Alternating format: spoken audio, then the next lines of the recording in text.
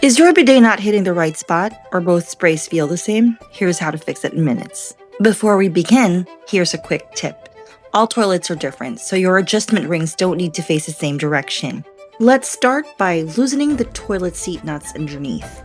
Lift the seat so you can access the circular adjustment plates.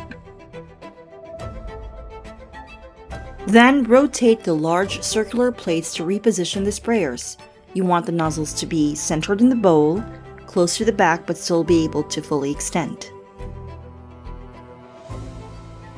Run a quick test using your hand to check if the water spray is straight and centered. Then test both front and rear while seated. If it's not hitting the right spot, rotate the plates again. And this may take a few tries to get it perfect. Once it feels right, hold the bidet in place and tighten the toilet seat nuts. Make sure the nozzles stay centered while tightening. Test one more time.